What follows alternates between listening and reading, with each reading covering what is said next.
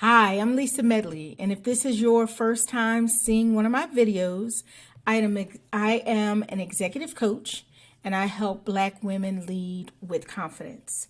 So today I want to talk to you about situational leadership.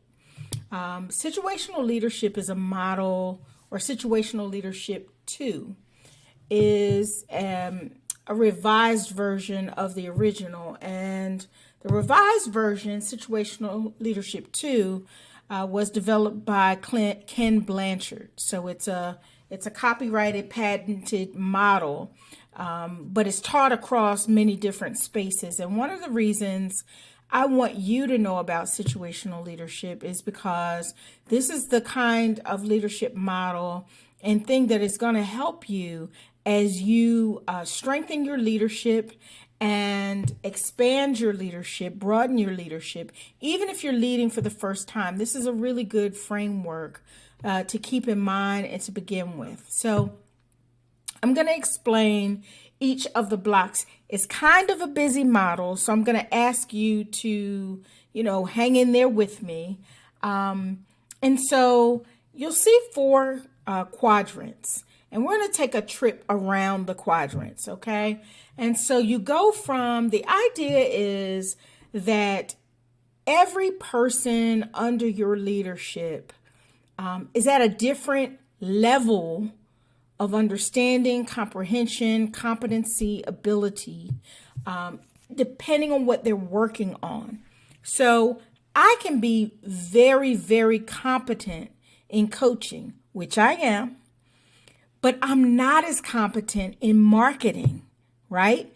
And so that means if you were my leader and I was responsible for both coaching and marketing, which I am as a business owner, if you were my leader, well, you wouldn't have to work with me as much or provide as much support for me as a coach, because that's kind of my sweet spot. That's what I do really, really well. But if you gave me a task for me to market, well, then there's a different situation. So based on the situation, you would choose how to lead me. Okay? You got that? So let's move through the model. So D1. So I'm going to call this D1.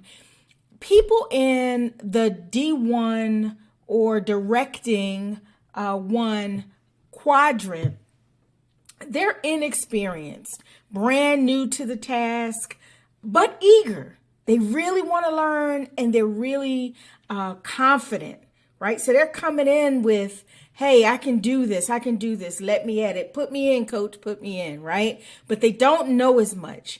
And so in terms of how you support them, you see that S1, that means that this leadership style, the person in this quadrant, based on the task, you want to show them, right? You want to tell them how to.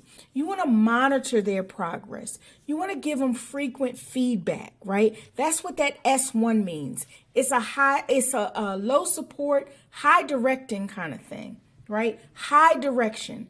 But only because this person, again, high direction because they don't know what they're doing, right? Low support because they are they're confident, they're excited to be where they are.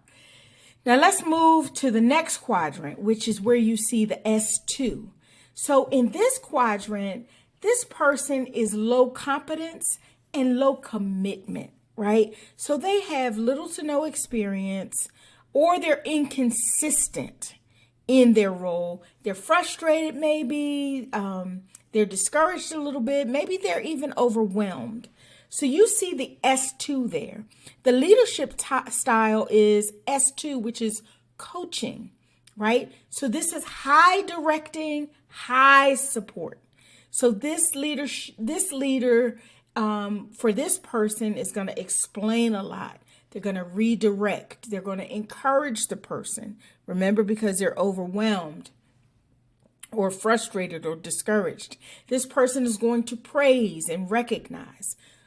So again, the idea is You've got to evaluate each person based on the task you're assigning. Okay, so let's go to the third one. So the third quadrant is an S3.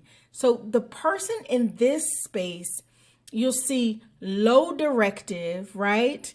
And high supportive behavior. So in that space, and I want you to pay attention to down here because the D3 corresponds with the S. Okay, so if a person is a D3, then they're capable,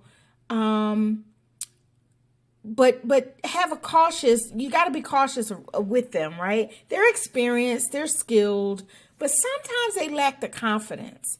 They could be overly critical of themselves, apathetic, and so you got to be cautious with this person. So what is the coaching style or the leadership style associated with a D3?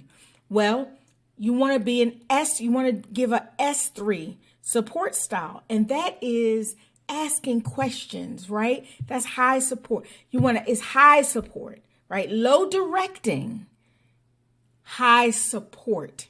So you want to ask questions. You want to help facilitate their thoughts. You want to listen, right? You want to encourage them. You want to even collaborate with them from time to time. Again, because the person is capable, but they're cautious, right? So you got to provide a lot of support to this individual based on the task.